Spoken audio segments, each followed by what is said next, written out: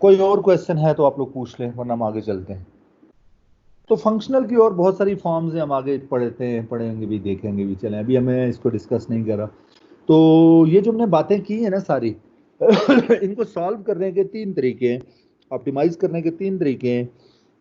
एक तरीका वही है जो कि कैलकुलस ऑफ वेरिएशन है, ये तो बहुत पुराना तरीका है यार, 1700 कुछ का है ठीक है, 17th सेंचुरी का है कैलकुलस ऑफ वेरिएशन। तो देखो उस दौर में लोगों ने ये काम किया और हम अब पढ़ रहे हैं।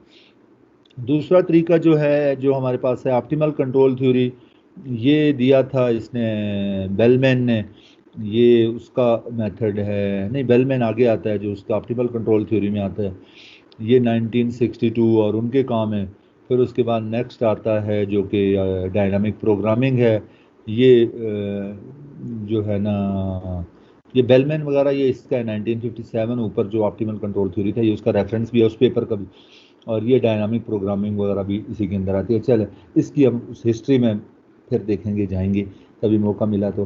मैं आपके साथ एक बुक शेयर करूंगा जो सारी है हिस्ट्री ऑफ मैथमेटिक्स पे, ज़रूर पढ़िएगा, शायद आप लोगों ने पढ़ी भी हो। तो अब हम स्टार्ट करते हैं कैलकुलस ऑफ वेरिएशन को, जो फर्स्ट मेथड है ऑप्टिमाइजेशन का, वो स्टार्ट कर रहे हैं। ठीक है जी। अच्छा, ये स्टार्ट करने से पहले आप लोगों को दो तीन चीज़ें याद रखनी है। पेज नंबर में अब आ गया हूँ, पेज नंबर चैप्टर 2 में मैं इक्वेशन 2.5 पे आ गया हूँ। चैप्टर 2 में इक्वेशन 2.5 पे आ गया हूँ ये जो सेक्शन में पढ़ा रहा हूँ, डिफरेंशिएटिंग अ डेफिनेट इंटीग्रल, ये ऑप्टिमाइजेशन से पहले मैं आपको मैथमेटिक्स के एक दो बेसिक टूल सिखाना चाह रहा हूँ। क्योंकि जो जब आप ये ऑप्टिमाइजेशन करेंगे ना, तो इस ऑप्टिमाइजेशन में देखें आपका फंक्शनल कैसा बनता है। फंक्शनल में क्या क्या आ रहा है आपको पता है। फंक्शनल के अंदर इंटीग्रेशन भी है, उसके अंदर डेरिवेटिव्स भी हैं, ऐसे ही है ना। तो आपको अगर मैं ये कहूं कि यार इसका डेरिवेटिव लें, इसका डेरिवेटिव लें, तो क्या आप इसका डेरिवेटिव ले लेंगे? इंटीग्रल फंक्शन का डेरिवेटिव, मेरा पॉइंट आप लोगों को समझ आ रहा है?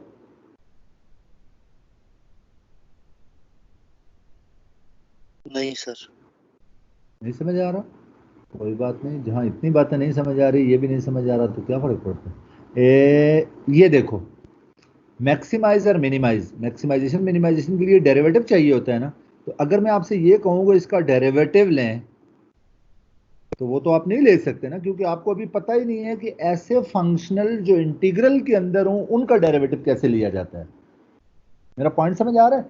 तो काम हमने ये करना है, बेसिक हमारा ऑब्जेक्टिव ये है कि इसको मिनिमाइज मैक्सिमाइजेशन, लेकिन उससे पहले मैं आपको डेरिवेटिव्स के कुछ रूल्स सिखाना चाह रहा हूँ। एक दो तीन बेसिक रूल्स हैं, जल्दी से वो देख लेते हैं, फिर उसके बाद उस पर दोबारा आ जाएंगे। मसलन ये रूल है, first rule, first rule is, ये आपके पास एक इंटीग्रल है, डेफिनेट इंटीग्रल है, डेफिनेट इंटीग्रल लिमिट गिवन है। अगर मैं आपसे ये कहूं कि इस इंटीग्रल का आप डेरिवेटिव लो विद रिस्पेक्ट टू एक्स, तो क्या आएगा इसका derivative with respect to X इसका? अब वो अब मैंने बात समझनी है कि इसका derivative with respect to X कैसे लेंगे। अच्छा, यहां एक बात ध्यान में रखें, एक्स कहां पे है? क्या एक्स लिमिट्स में है या फंक्शन में है? फंक्शन में। फंक्शन में है। तो यहां में जो तीन रूल्स आपको सिखाऊंगा ना, फंक्शनल में है सर। हाँ ठीक है, ठीक है। मैं जो तीन फंक्शनल, ये पूरा जाके बनता है, अगर सिर्फ एफ ऑफ टी एक्स लें तो ये फंक्शन है, ठीक है। अच्छा, मैं यहाँ जो आपको बताना चाह रहा हूँ वो ये बताना चाह रहा हूँ, यही तीन रूल्स हमने सीखने हैं कि अगर एक्स जो है, या जिस चीज की आप रिस्पेक्ट डेरिवेटिव ले रहे हो वो फंक्शन का पार्ट हो, या जिसके रिस्पेक्ट डेरिवेटिव ले रहे हो वो लिमिट हो, अपर लिमिट हो या लोअर लिमिट हो, तो फिर इसके डेरिवेटिव कैसे लिए जाते हैं। तो ये तीन रूल बेसिक सीखने। अच्छा, अब जरा समझे इसका कैसे डेरिवेटिव लेंगे। इसका डेरिवेटिव जब मैं एक्स के रिस्पेक्ट लूंगा तो बड़ा सादा सा रूल होता है उसका, ये जो भी फंक्शन होगा, जो भी फंक्शन होगा उसका आप पार्शियल डेरिवेटिव ले लो विद रिस्पेक्ट टू एक्स और फिर उसको इंटीग्रेट कर दो। इसको लेबनिज रूल भी कहते हैं। आप लोग अपने पास एक क्वेश्चन लिखो, जल्दी से, कॉपीज हैं आपके पास, आप लिखें 0 to 5, 0 to 5, 3x, 0 to 5 limit लिखें, 3x square plus 2xt plus 5। अब आप इसका जरा डेरिवेटिव लो विद रिस्पेक्ट टू x। तो derivative with respect to x अगर इस इंटीग्रल का लेना है तो आप क्या करोगे, जो फंक्शन है उसका पार्शियल डेरिवेटिव ले लो विद रिस्पेक्ट टू x। तो क्या आता है फंक्शन का partial derivative with respect to x?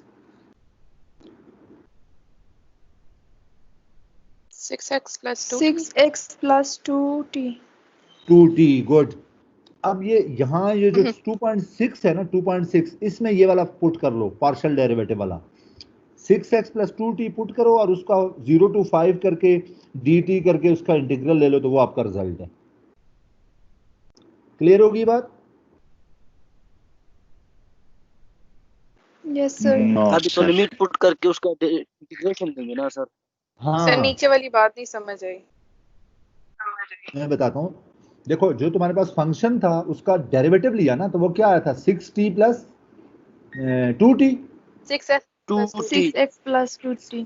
ठीक है, आप ये वाली इक्वेशन जो है ना 2.6, इसमें आप जरा पुट करो 6x plus 2t, ब्रैकेट्स में लिखो और 0 to 5 करके उसको इंटीग्रेट कर दो विद रिस्पेक्ट टू t।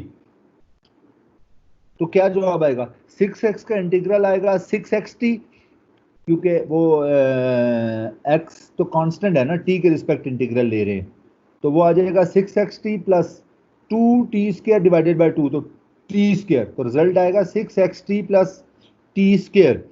और उसमें जहां जहां t है वहां 0 और 5 पुट करते हैं, पहले 5 पुट करें फिर 0 पुट करें, तो वो आपके पास एक रिजल्टेंट इक्वेशन आ गई है। इतना मुश्किल काम नहीं है यार।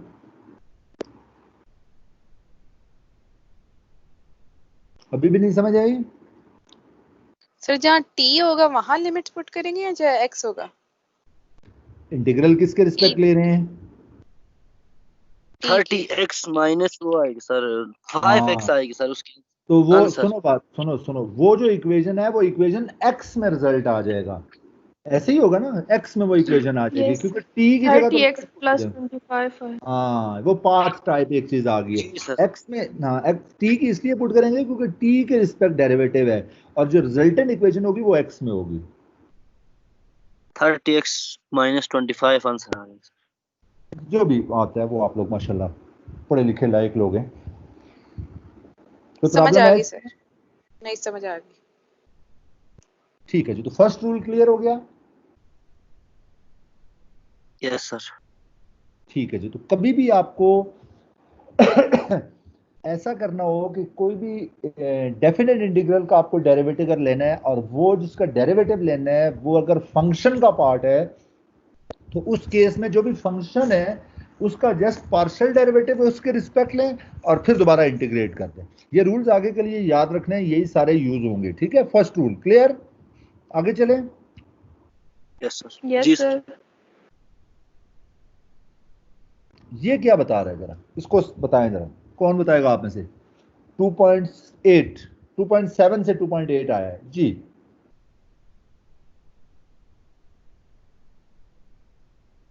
अभी तक नजर नहीं आया सर। मेरे पास बुक नहीं है यार 2.7। एक मिनट, मैं जिससे पूछूंगा वो बताएगा।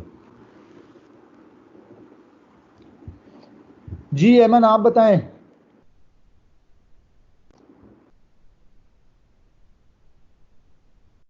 Sir, I think this is trying to say कि जो आपके इंटेग्रल के लिमिट्स हैं, it can also affect it, तो फिर आप उसके टर्म्स में डेरिवेटिव लेंगे। For example b limit upper limit के टर्म्स में फिर एक दफ़ा पार्शियल डेरिवेटिव देंगे और फिर a के टर्म्स में।